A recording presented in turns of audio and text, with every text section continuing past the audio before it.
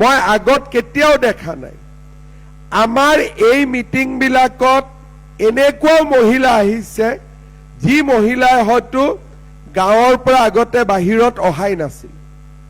বহুত মহিলা আহিছে যোনে কেতিয়াও আগত মিটিং সভাহত নগৈছিলে। কাৰণ কি যে মহিলাসকলৰ মাজত এটা পৰিৱেশ সৃষ্টি হৈছে যে চৰকাৰে আমাক কিবা এটা সন্মান দিব খুজিছে। 10,000 টকাটো ডাঙৰ কথা নহয়। সকলোৰে ঘৰত 10,000 টকা বেলেগ কৰি পোৱাৰো ব্যৱস্থা আছে, বা কিবা উপাৰ্জন কৰিও 10,000 টকা আমি পাব পাৰোঁ। কিন্তু চৰকাৰে অসমৰ মহিলা সমাজক সন্মান দিছে।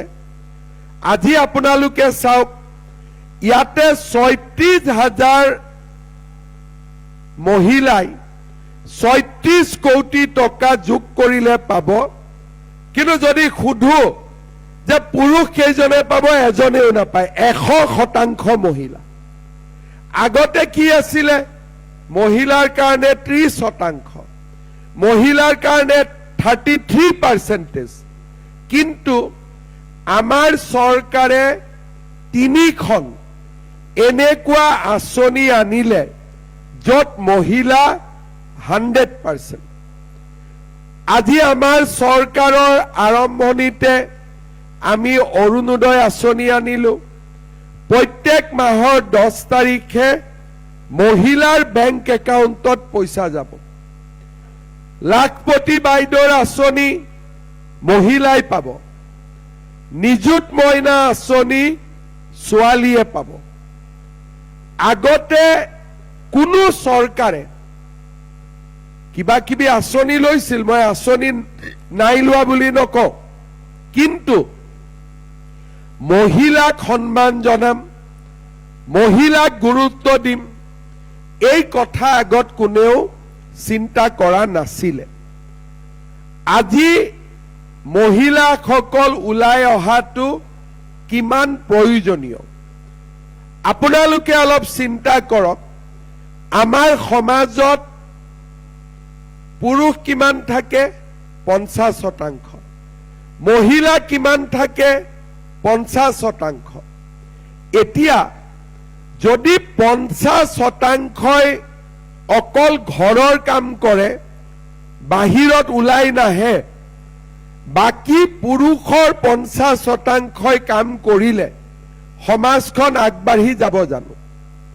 50% ঘৰৰ ভিতৰত থাকিব। যদি আপোনালোকে পৃথিৱীৰ ডাঙৰ ডাঙৰ দেশবিলাকত যায়, মহিলা পুৰুষে সমানে কাম কৰে। সমানে কাম কৰিলে কি হয়? ঘৰখনৰ আৰ্থিক অৱস্থাটো ভাল হয়। গিৰিয়েকে উপাৰ্জন কৰে, ঘৈণীয়েকেও উপাৰ্জন কৰে। সমাজত মহিলাৰো সন্মান, পুৰুষৰো সন্মান, সমাজখন সমতা আৰু ভাৰসাম্য হৈ আগবাঢ়ে। যদি মহিলাগৰাকীয়ে কাম নকৰে, আগৰ দিনত কথাটো বেলেগ আছিল। আগত মহিলাসকলে কাম নকৰাটো সমাজৰ নিয়ম আছিল। আজি যদি মহিলাসকল আগবাঢ়ি নাহে, কেতিয়াবা ঘৰত দুটা কথা শুনিবলগীয়া হয়। আমাৰ বহুত ক্ষেত্ৰত পুলিচে বহুত গোচৰ পায়। এই গোচৰবিলাক কি হয়? ডমেষ্টিক ভায়েলেন্স।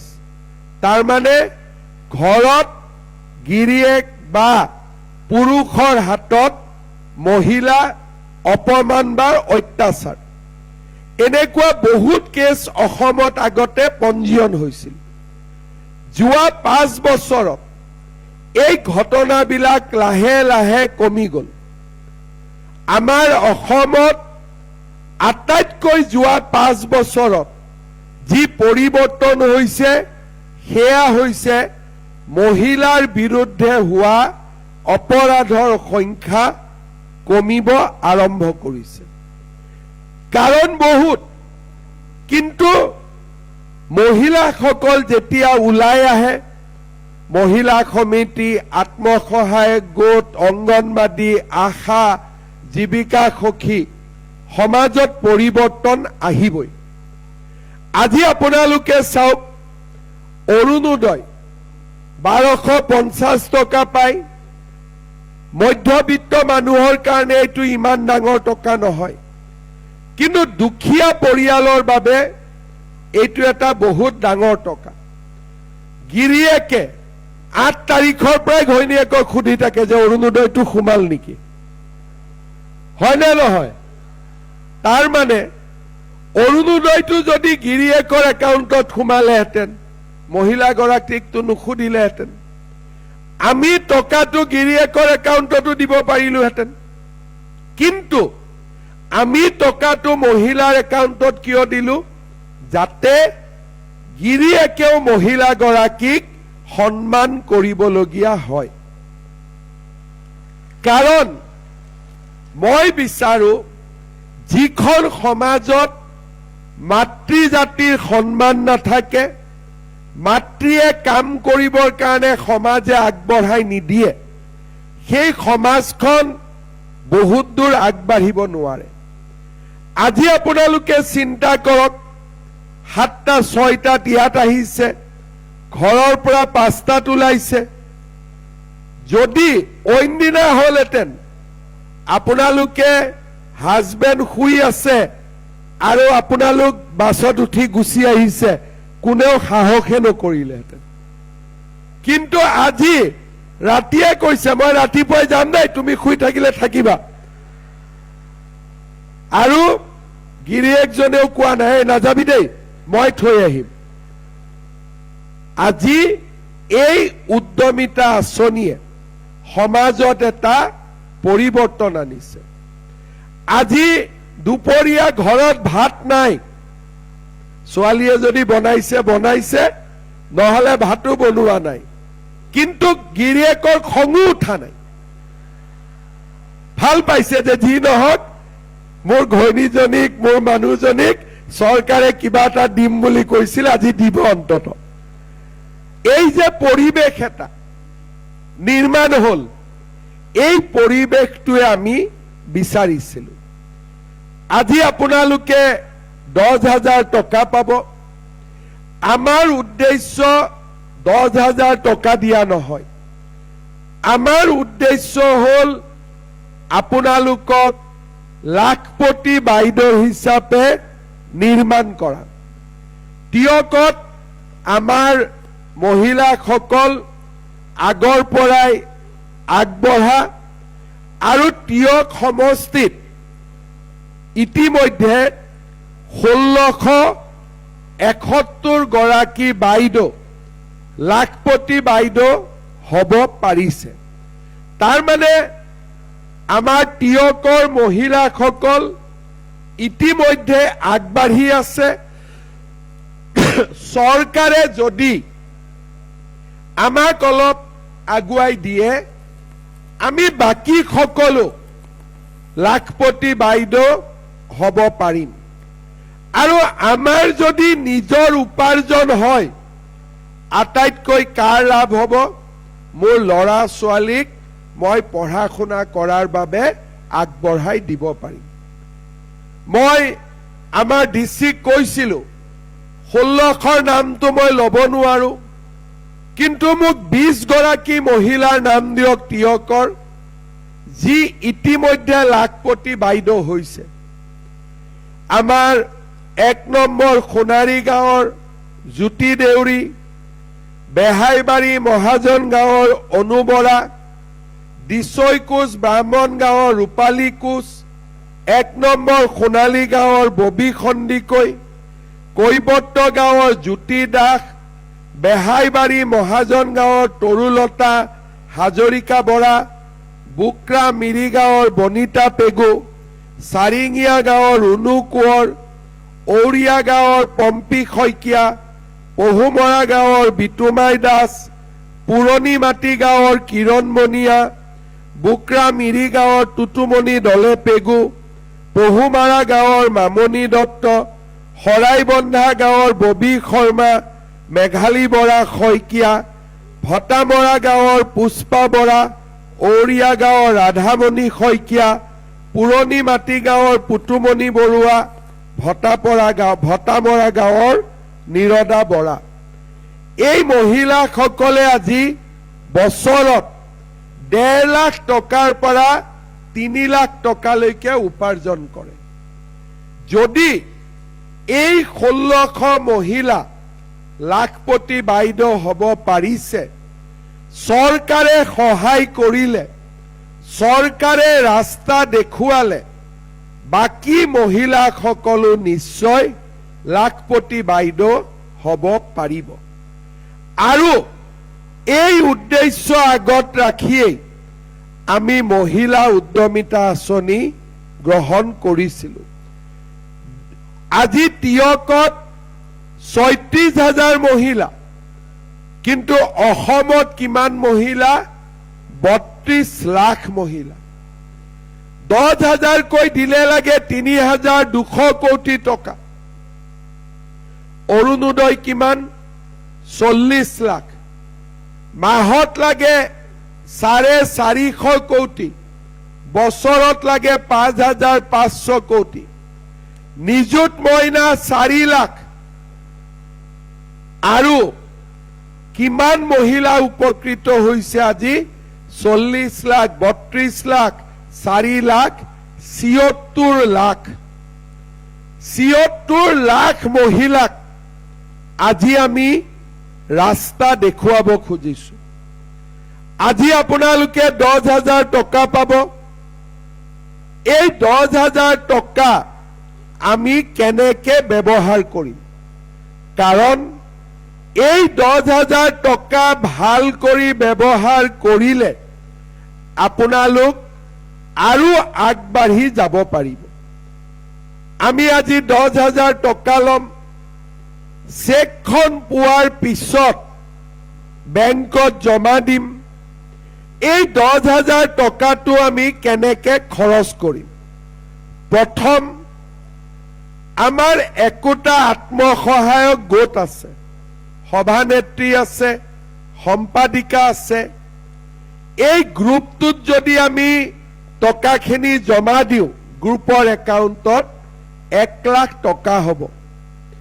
CLFৰ পৰাও লোন ল'ব পাৰোঁ আৰু গ্ৰুপটোৰ জৰিয়তে আমি ভাল কৰি ব্যৱসায় কৰিব পাৰোঁ। দ্বিতীয়তে, কিছুমান মহিলাই ক'ব যে আমি গোটত দিব খোজা নাই। কোনো কথা নাই, আমি নিজে কি কৰিম? কোনোবাই লিখিছে গাহৰি পালন কৰিম, কোনোবাই লিখিছে দুগ্ধ উৎপাদন কৰিম, কোনোবাই লিখিছে ছাগলী পুহিম, কোনোবাই লিখিছে হাঁহ কুকুৰা গাহৰি, মৌ-মাখি পালন কৰিব পাৰে, চিলাই মেচিন কিনিব পাৰে, শালত সূতা আনিব পাৰে, ফিচাৰীৰ কাৰণে মাছ কিনিব পাৰে। আমি যি কাম কৰোঁ ভাল কৰি 10,000 টকাটো আমি বিনিয়োগ কৰিম। তৃতীয়তে, ধৰি ললো মই নিজেও কাম কৰিব খোজা নাই, মোৰ ভয় লাগে। মোৰ মানুহজনৰ বজাৰত এখন দোকান আছে, তাতে 10,000 টকাটো লগাই দিলো। ঘৰৰ এটা পুখুৰী আছে, তাতে 10,000 টকাটো লগাই দিলো। মানুহজনৰ ব্যৱসায়টো আমি 10,000 টকাটো দিব পাৰো। তাৰমানে আমি আপোনালোকক কেইটা ৰাস্তা দিলো? গ্ৰুপত দিয়ক, নিজে কৰক, নহলে ঘৰৰ মানুহজনৰ লগত লগ লাগি কিবা এটা কাম কৰক। 6 মাহ, 7 মাহ, 8 মাহ পিছত আমি আপোনালোকৰ ঘৰত আকৌ আহিম আৰু আমি সুধিম যে বাইদেউ 10,000 টকাটো পাইছিলে? বোলে পালো। টকাটো ক'ত খৰচ কৰিলে? বোলে পুৰণা মোবাইলটো পুৰণা হৈ গ'ল, নতুন এটা কিনিলো। কোনোবাই ক'ব যে বিহু আহিলে কাপোৰ কিনিলো। ধুনীয়া কাপোৰ সকলোৱে পিন্ধি আছে আজি। ইয়াৰ লগত কোনোবাই টকাটো কব খৰচ হৈ গ'ল, তেওঁলোক পৰীক্ষাত ফেল। আন ঘৰত গলো, বাইদেউ টকাটো ক'ত খৰচ কৰিলে? বোলে আমি গ্ৰুপত দিলো, এতিয়া আমাৰ গ্ৰুপটো ভাল কৰি চলিছে। বাইদেউ টকাটো ক'ত খৰচ কৰিলে? বোলে মই ছাগলী কিনিলো, মৌ মাখি পুহিলো, পৰীক্ষাত পাছ। বাইদেউ টকাটো ক'ত খৰচ কৰিলে? বোলে ঘৰৰ মানুহজনৰ দোকান এখন আছিল, তাকে টকাটো খৰচ কৰিলো। ঘৰৰ ফিচাৰীটো আছিলে, ফিচাৰীটো ভাল কৰিলো। তেতিয়া আমি আপোনালোকক ইয়াত আকৌ মাতিম আৰু দ্বিতীয়বাৰ আমি আপোনালোকক 10,000ৰ জাগাত 25,000 টকাকৈ আমি আপোনালোকক দিম। কাক কাক 25,000 লাগিব? চবকে লাগিব? সঁচাই কৈছেনে? ঠিক আছে, যদি 25,000 লাগে, মই কোৱা মতে 10,000 টকাটো আপোনালোকে খৰচ কৰিব। তৃতীয় বছৰত আমি আপোনালোকৰ ঘৰত আকৌ যাম। বাইদেউ 10,000 পালে? বোলে পালো। 25,000 পালে? বোলে পালো। 25,000টো কেনেকে খৰচ কৰিলে? 10,000 টকাটো দি যি আৰম্ভ কৰিছিলো, 25,000 টকাটো আমি সেই কামতে ব্যৱহাৰ কৰিলো। এতিয়া আমাৰ ব্যৱসায়টো আগতকৈ আৰু ভাল হ'ল। তেতিয়া আমি আপোনালোকক আকৌ মাতিম আৰু তৃতীয় বছৰত আমি আপোনালোকক নতুনকৈ আৰু 50,000 টকাকৈ আমি আপোনালোকক দিয়াৰ ব্যৱস্থা কৰিম। কিমান পালে? 10,000, 25,000, 50,000, 85,000 টকা আপোনালোকে চৰকাৰৰ পৰা পাব পাৰিব। আৰু 85,000 টকা যদি চৰকাৰে দিয়ে, আপোনালোক নিশ্চিতভাৱে লাখপতি বাইদেউ হ'ব পাৰিব। 10,000, 25,000, 50,000 তিনটাই ল'ব পাৰিম বুলি কোনে কোনে ভাবে? হাত দাঙকচোন। বাপৰে, চবেই পাৰিব? মোৰ বহুত টকা খৰচ হ'ব। যি নহওক, টকা খৰচ হয় হ'ব, কিন্তু আপোনালোকে যে কৈছে যে আমি 10,000 ল'ম, 25,000 ল'ম, 50,000 ল'ম, এইটো সঁচাকৈয়ে গুৰুত্বপূৰ্ণ কথা। আপোনালোকে এই ধৰণে কাম কৰক, আমি আপোনালোকৰ লগত আছো। আজিলৈকে আমি যিমান জাগাত টকা দিলো, আমি খবৰ কৰিছো, কোনেও টকাটো বেয়াকৈ ব্যৱহাৰ কৰা নাই। ঘৰৰ মানুহজনেও যদি 1,000 টকা খুজিছে, দিয়া নাই, লাগিলে কাজিয়াই কৰি দিছে। তাৰ মানে মহিলাসকলৰ মনত এটা উৎসাহ আছে। চৰকাৰে ৰাস্তা দেখুৱালে মহিলাসকলে কাম কৰিব পাৰে, ইমানে উৎসাহ আছে। মই আপোনালোকক বিলাসীপাৰা ঘটনা এটা কওঁ। মহিলা এগৰাকীৰ সন্তান জন্ম হোৱা সময় হৈ আছিলে। ঘৰৰ মানুহে ক'লে মিটিঙত যাব নালাগে, যেতিয়াই তেতিয়াই লেবাৰ পেইন হ'ব পাৰে। মহিলাগৰাকীয়ে ক'লে মিটিঙত যামেই, আৰু মিটিঙতে সন্তান জন্ম হৈ গ'ল। তাৰ মানে কিমান উৎসাহ এই আঁচনিখনক লৈ। আৰম্ভ যেতিয়া কৰিছিলো, ময়ো ভাবা নাছিলো যে আমাৰ মহিলাসকলৰ ইমান উৎসাহ আছে। এতিয়া আপোনালোকে কওক, তিয়কত অৰুণোদয় কোনে কোনে পাইছে? হাত দাঙকচোন। হাত দাঙিলে কাটা নাযায়। ঠিক আছে, এতিয়া কওক, কাৰ পৰিয়ালত এটাও অৰুণোদয় পোৱা নাই? হাত দাঙক। পৰিয়ালত নাই, বাইদেউ নাই পোৱা? ইছ ভগৱান নাই পোৱা সকলে অলপ হাত দাঙক, আমি চাব লাগে। ঠিক আছে, আজি মই টিয়কত আৰু নতুনকৈ 2000 অৰুণোদয় দি থৈ যাম, যাতে আপোনালোকে পাব পাৰে। ইতিমধ্যে টিয়কত অৰুণোদয় কিমানে পাই আছে? আমাৰ টিয়কত ইতিমধ্যে 33,243 গৰাকী মহিলাই অৰুণোদয় পাইছে। 3,277 গৰাকী ছাত্ৰ ছাত্ৰীয়ে নিযুত মইনা পাইছে। এতিয়া অৰুণোদয় যাক নতুনকৈ দিম, পুৰণা 20 তাৰিখৰ আগতে দিবই লাগিব। 20 তাৰিখে কি পাব অৰুণোদয়? অলপ ডাঙৰকৈ কওকচোন, মই শুনা। পিছফালৰ পৰা কওক, 20 তাৰিখে কি পাব? কেনেকে গম পালে আপোনালোকে? মই কৈছো, ক'ত কলো? ক'ত কলো? টিভিত নে ফেচবুকত? আচ্ছা, কোনে কোনে ফেচবুকত শুনিলে হাত দাঙক। বা সব বাইদেউৰে মোবাইল আছে, ফেচবুক চাই আছে। আৰু টিভিত কোৱা কোনে কোনে শুনিলে? চবেই শুনিছে। পাবনে? বিশ্বাস আছে? একদম সঁচা কথা কওকচোন, পাবনে আপোনালোকে? পাক্কা পাব?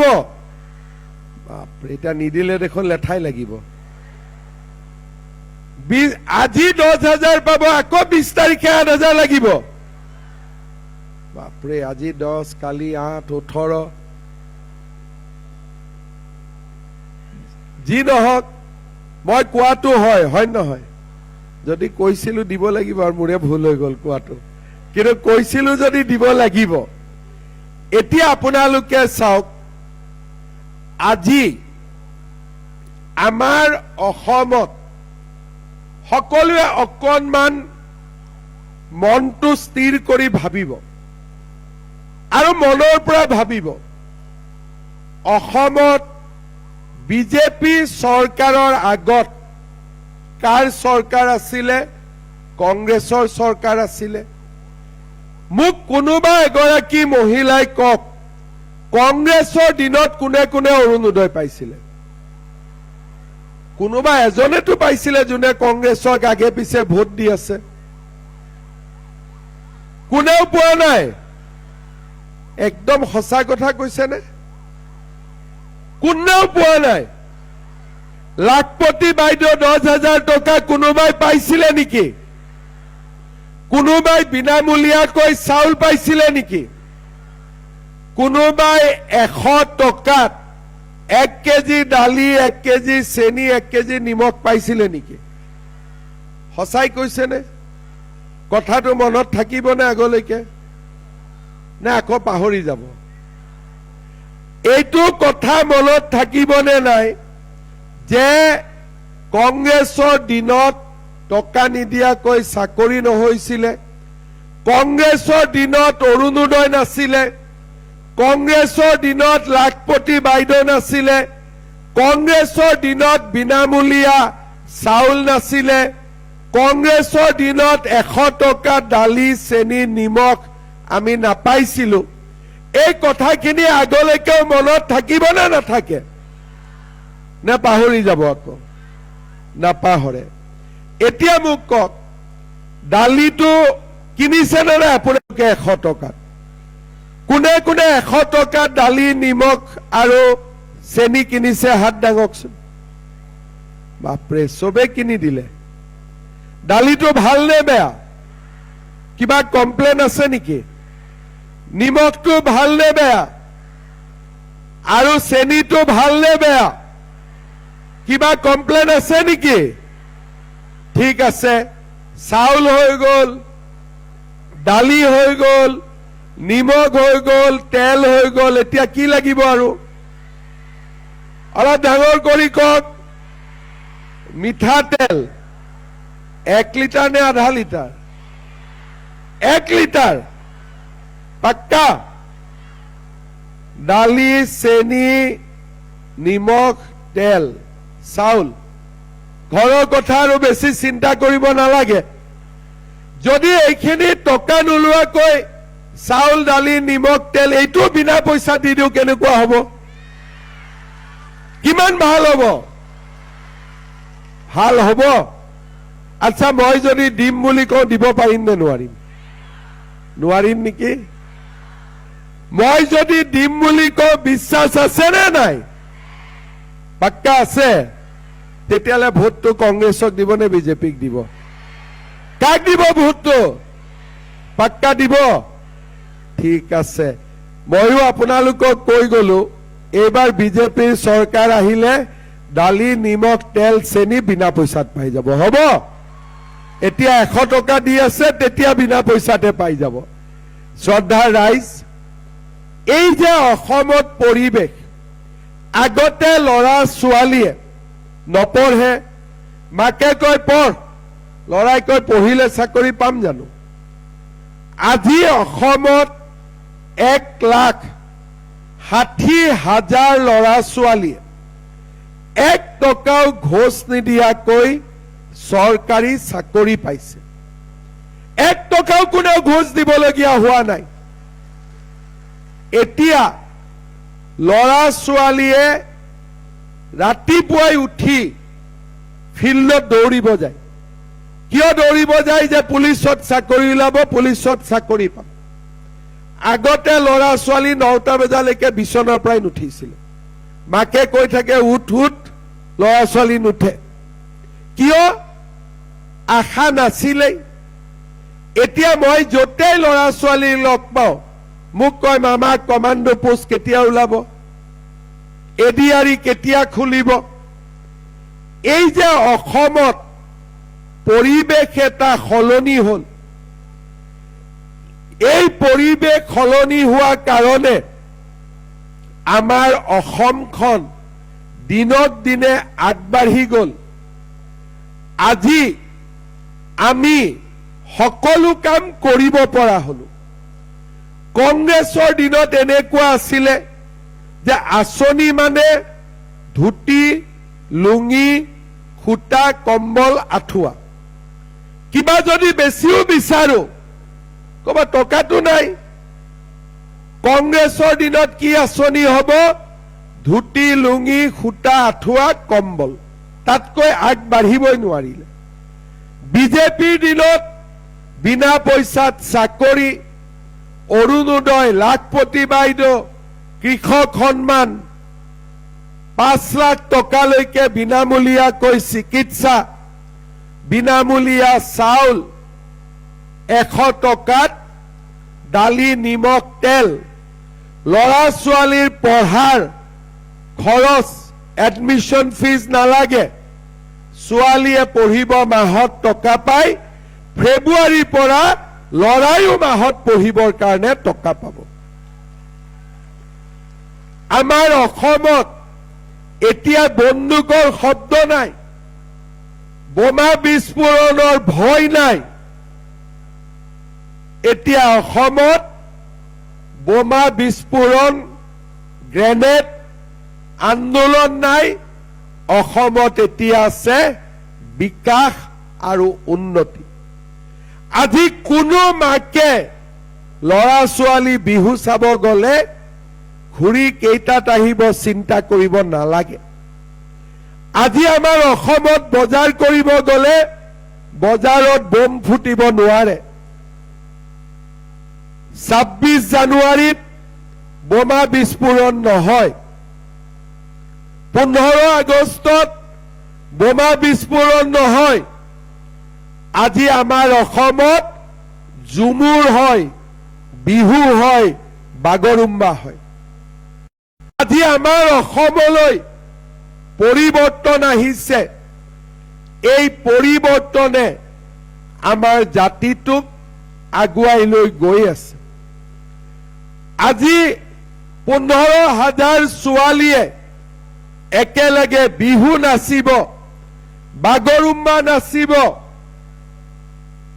চাহ বাগিচাৰ শ্ৰমিকে মাটিৰ অধিকাৰ পাব। 1.5 লাখ শিক্ষিত নিবনুৱা যুৱক যুৱতীয়ে টকা ঘোষ নিদিয়াকৈ চৰকাৰী চাকৰি পাব। এই অসমখন আমি যদি 2021 চনত কংগ্ৰেছক ভোট দিলোহেঁতেন, এই অসমখন আমি কেতিয়াও নাপালোহেঁতেন।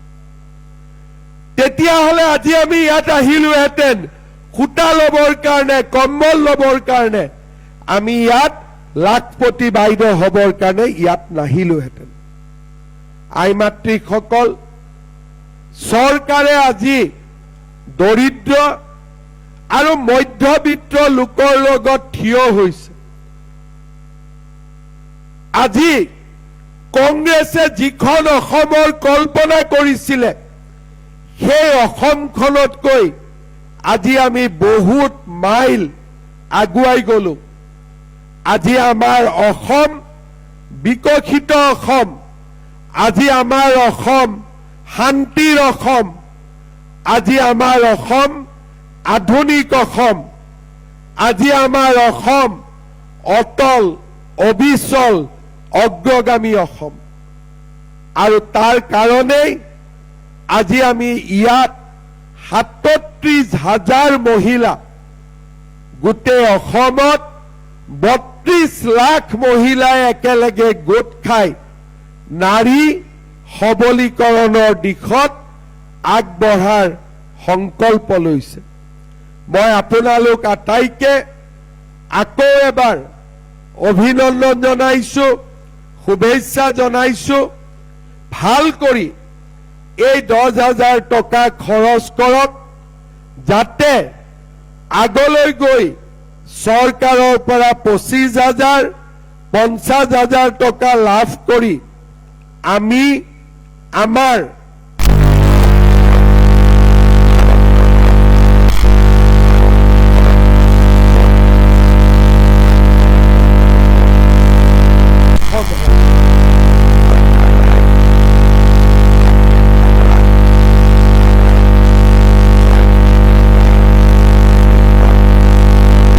গৰাকী